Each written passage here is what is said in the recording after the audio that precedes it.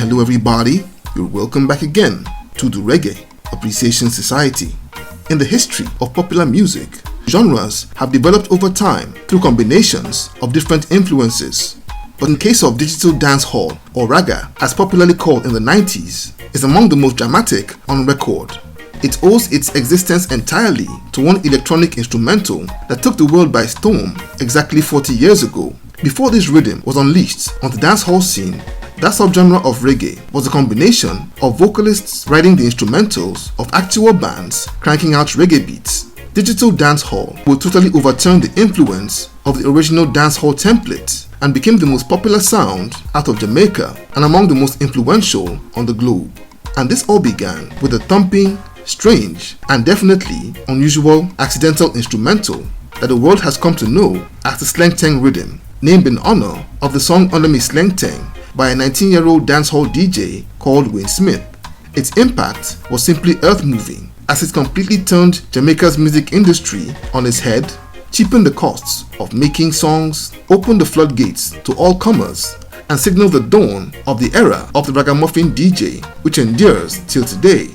The origins of this spectacular instrumental has been the subject of fierce debates over the last 4 decades, with 3 different schools of thought all fiercely standing their ground on who was indeed the father or mother of this legendary instrumental. Let's take a look at the story of the Sleng Teng rhythm, the instrumental that birthed digital dancehall.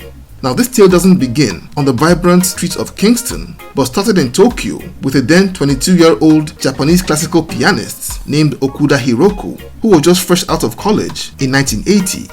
Electronic giants Casio had made billions of yen over the years selling calculators and watches, and had just branched into musical equipment with their first keyboard in the Casio Tone CT201, which was a very strong success upon release.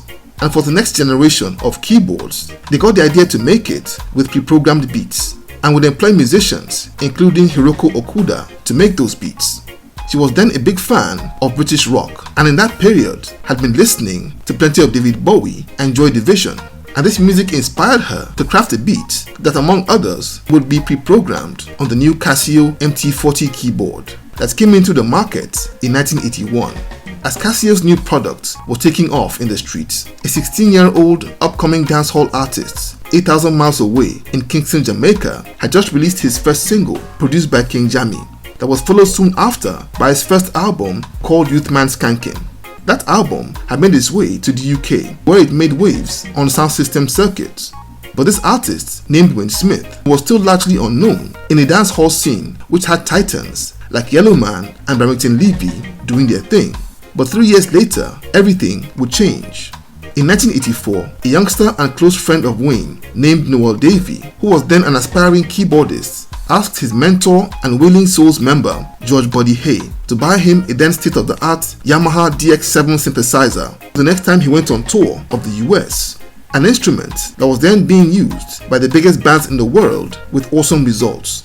But unfortunately, the DX7 in those times cost about $2,000. So Buddy Hay instead chose a cheaper option of a cute Casio MT40, then on the market for just over $100. He would buy it and send it down to Jamaica. A then 19-year-old Wayne Smith couldn't play any instruments to save his life, so he would often go over to Noel's home and both lads would fiddle with the keyboards in an effort to make some beats. So one day, Wayne accidentally selected the very same pre-programmed rock beat that Hiroko Okuda had composed a year before. And when it began to jam, he and Noel stopped in shock as it hit them that they were onto something very special. Wayne and Noel took the keyboard to King Jammy's studio and played the beat to the producer, who when he heard it was also blown away.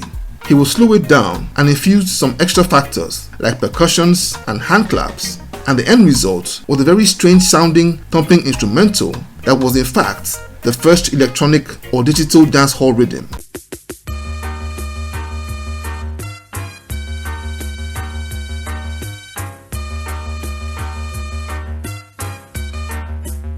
Wayne and Noel would together write the lyrics to the track Under Me Sleng Teng, a sensational herb anthem that was derived from Barrington Levy's then reigning track Under Me Sensi.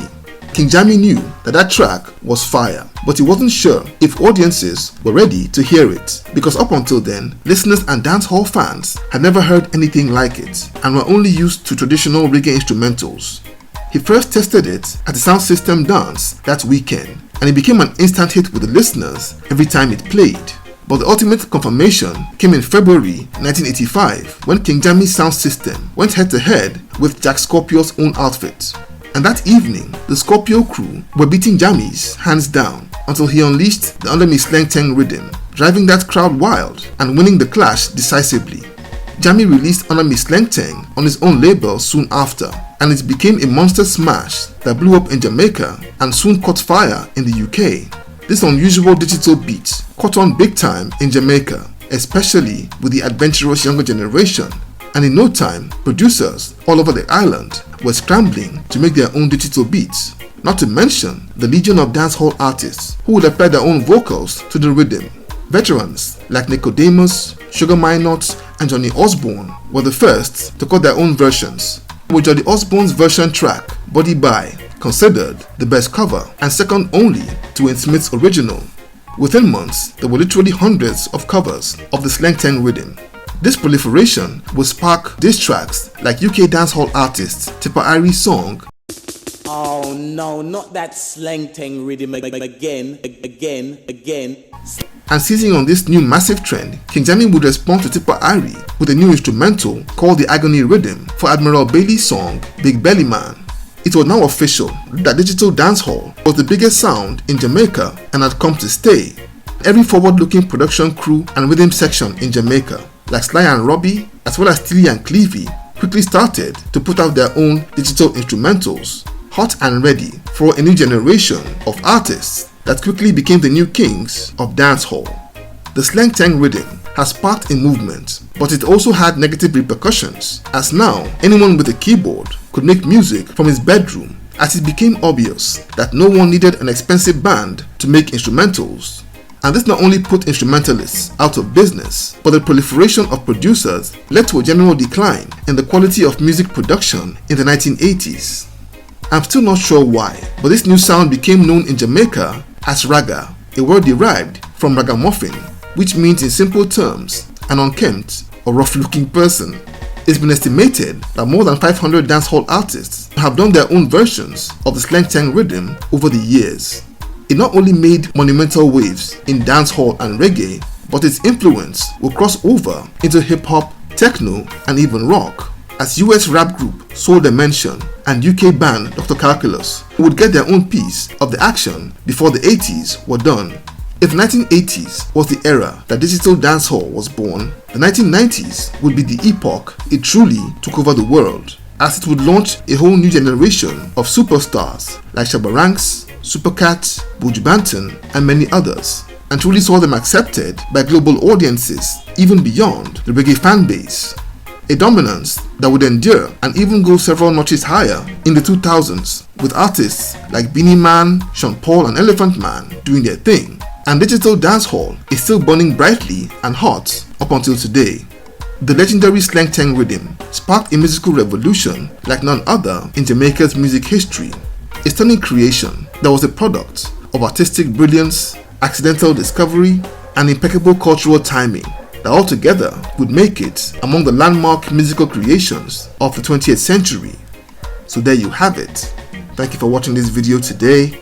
Please leave a like, subscribe, and until next time, God bless.